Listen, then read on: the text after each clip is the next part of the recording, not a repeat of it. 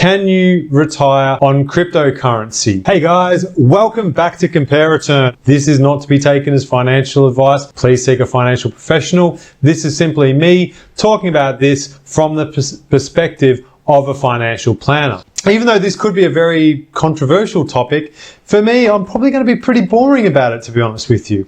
Back in 2016, 17, 18, there was only two kinds of people discussing Bitcoin on the television. You're either your Warren Buffett, who is Bitcoin is a scam and it's going nowhere and it doesn't really exist and it's crazy, or you had the Winklevoss twins who were like, Bitcoin is everything, it's going to revolutionize the world and change absolutely everything.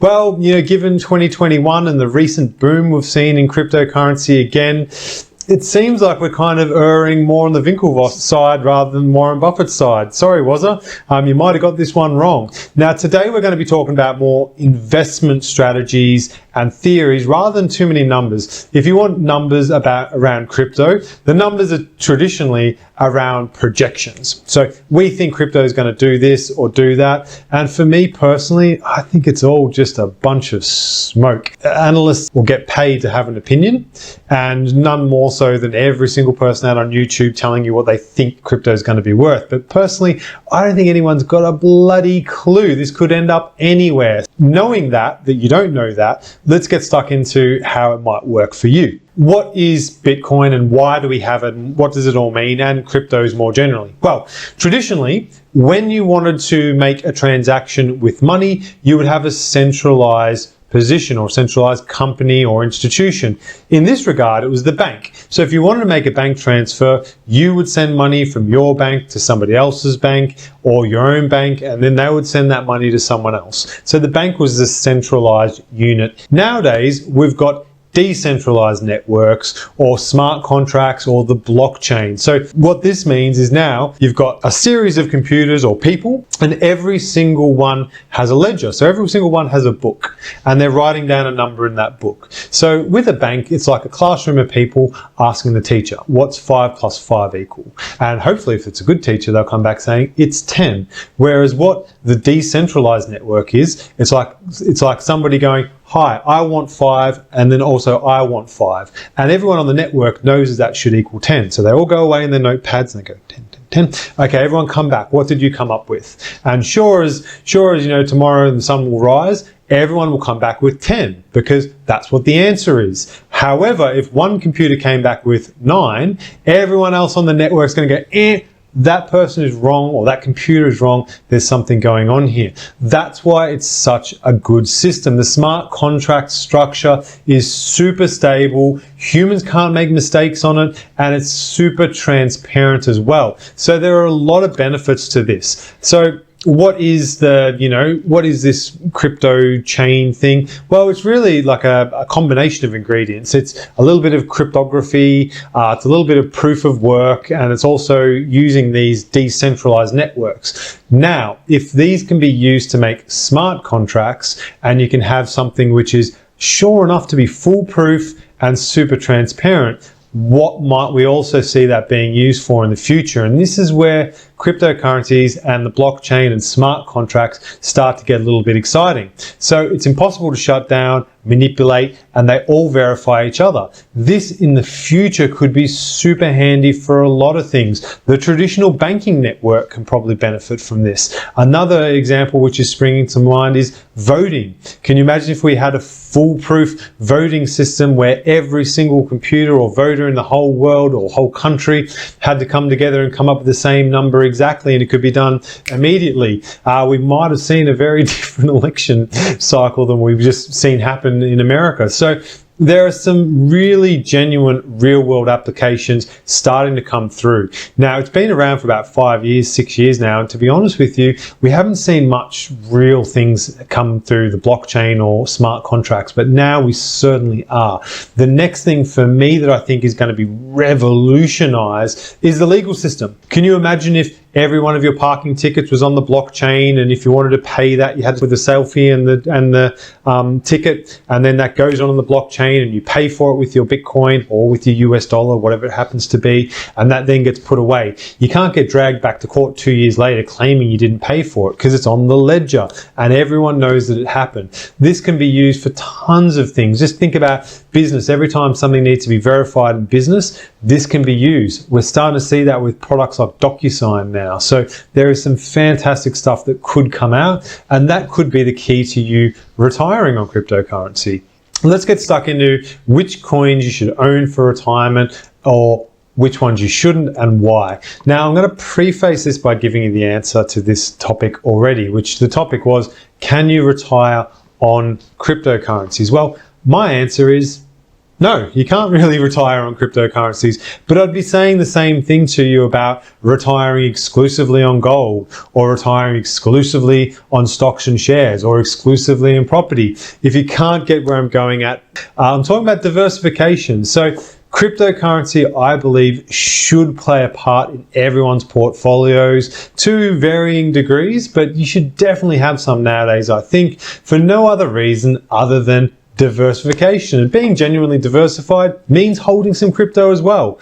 My top picks personally are 3 coins for 3 different reasons. The first one is Bitcoin, obviously the original and potentially still the best. Well, I like Bitcoin for one reason and one reason only.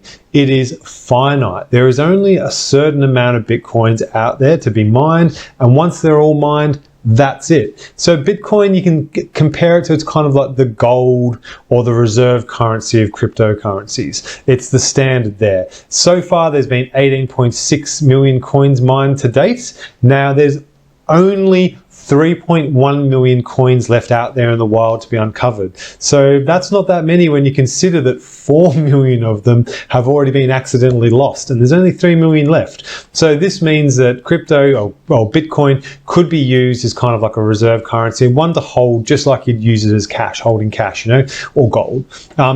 There's less than 4% of millionaires in the world own Bitcoin.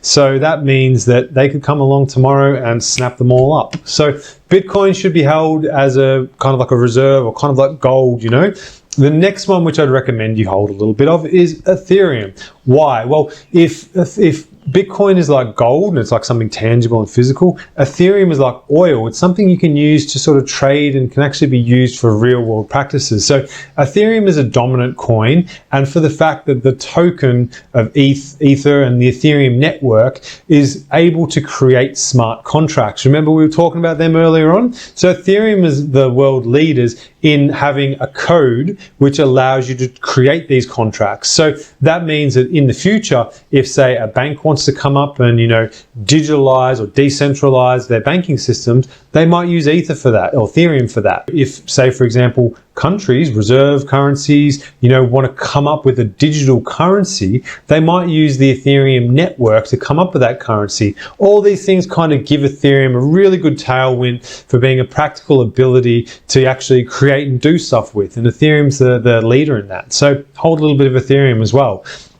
The third one is Binance coin. So the Binance is mainly an exchange. So if you can think of Bitcoin as being like a piece of gold you might keep under your bed or in a safe, Ethereum is something which, like oil, that gets used to fuel your car and do stuff with, then Binance coin is kind of like the shopping center for cryptocurrencies. So it's an exchange where you can buy and trade stuff with. You can, exchange your Binance coin for a PlayStation or things like that. It can't be mined as well. So it's another one of those coins where you can't get any more out there. So they've already mined all the Binance coins before they started. So mining and all that, and inflation's not really as much of a thing with Binance coin.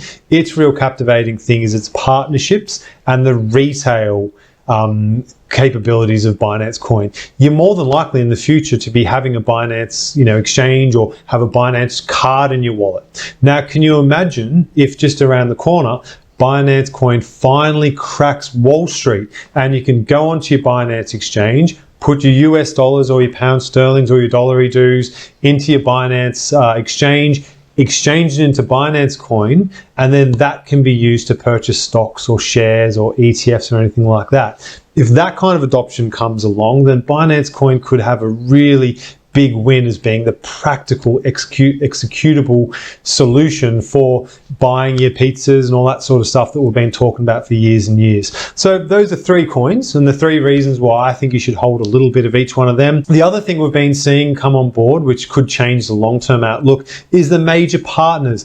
Banks are finally starting to adopt it. We've got BBVA, the CME Group, Intel, ING, JP Morgan, Microsoft, UBS. There's so many massive companies that have jumped on board with crypto now that even just by economies of scale, the chance of it disappearing overnight seem to be getting less and less as it's being able to be adopted more and more. Now that we know, how this kind of works roughly, what are some of the major coins, the topic of can you retire on it, we couldn't have this video without talking about the risks. What are the main risks you might be looking at with this structure? Well, the number one risk is they all go to zero. Unlike kind of currencies which started off being gold backed, even though they're not really now and things like that, currencies are totally adopted.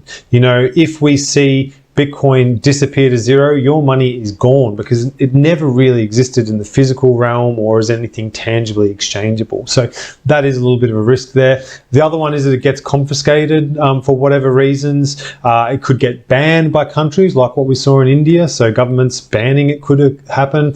We could have these special taxes be applied to it, like unrecognized capital gains, so you could get taxed out of the space. You could get double spend, or the other thing is like a quantum hack. So a lot of this stuff requires you having a key, and then the key unlocks your account. It might be 16-digit hexadecimal key, which with traditional computers can't be hacked. Whereas with quantum computers that are coming up, if you haven't looked into quantum computing yet, it will absolutely spin your dial around. We're not even going to crack that egg today. But quantum computing's effectively 1 million, billion, trillion times more powerful than current computers, and it can crack one of those 16-digit hexadecimal codes in 25 seconds, whereas it would have taken a traditional computer 15 years. So if that comes along, it could, we could see account hacks. However, just like you can crack something with quantum computers, you can also encrypt it with quantum computers. So I'm pretty sure that's not going to happen. And then obviously the other thing is theft or loss due to negligence. It actually can be pretty easy for networks to be hacked or to lose it if you've got it in cold storage, like on a USB stick. But the same could be said for cash or gold as well, So I wouldn't take that one as being too much of a factor there. So what is this in conclusion? Well, I'm going to quote one of my favorite guys, Anthony Scaramucci, the Mooch, who said that if you're not long on Bitcoin, you are short on Bitcoin. And what does he mean by that? Well, effectively, if you're not participating in it, you're betting now today that it's not going to be a big thing. So take that one on board, guys. That could be enough to motivate you to get onto it. Will things like Ethereum survive? Well, at the moment, Ethereum is not only surviving, it's thriving. It's the most popular smart contract platforms, and it's got more developers working on their network than any others. There's actually more Bitcoin held or locked up in the Ethereum network than there is on the actual Bitcoin Lightning network. And that's because the Ethereum network is much more efficient than the Bitcoin network. So how I see this working is Bitcoin, I believe, is going to survive off the back of all the other coins, because the Ethereum network's so great and Binance is bringing retail applications to the forefront, but Bitcoin is the original and it's in limited supply. I think it's going to survive, and I think they're going to be coexist and be a little bit symbiotic. I'm going to talk to the people who've already got Bitcoin now. If you're thinking, yeah, Ryan, I've got $3 million of Bitcoin sat in my bank, can I retire on this? Well, you know what? If you've got $3 million right now today, if I was to give you some super boring advice coming from the Bitcoin sector, I could say, well, if you put that in a simple S&P 500 tracker, tracking the 500 biggest companies in America, well, dating all the way back to 1920, so I've got a lot of backdated history, you'd actually be able to make around 10% a year. So your $3 million would actually turn into $300,000 a year today of income. So what I tended to do with my investing was when one of my Bitcoin positions or crypto positions, all of them Litecoin, I've got 18 cryptocurrencies, so pretty much most of the major ones. Whenever my positions would hit 100% return, I would reinvest that 50%, and the other 50% I was putting into the stock market. So that was my approach to it. But if you are really, really heavy on crypto, I would absolutely divest it a little bit for diversification's sake, if nothing else. Back to the start of the video, I said I wouldn't be 100% in anything, and crypto is exactly the same. So if you have already gone to the moon, maybe you might want to start looking at strategies for how you come back down to earth. A little bit of property, a little bit of stocks and shares. There's even things like Bluestone. There's a few different funds coming out that allow you to exchange your cryptocurrencies to put on exchanges to lend out to other people for fixed returns. You can also convert Ethereum into fixed returns as well. So every day there's new and exciting financial products coming out, guys. This is absolutely an exciting space. I believe you should all be in it in some degree, a little bit or a lot. And that's it, guys. Hope you found this educational. As always, hit the like and subscribe button if you enjoyed this. This wasn't supposed to be taken as financial advice. It's really me just giving you a little bit of an introduction and how I approach the topic. So thank you very much for watching, guys, and have a great weekend. See you later. Bye.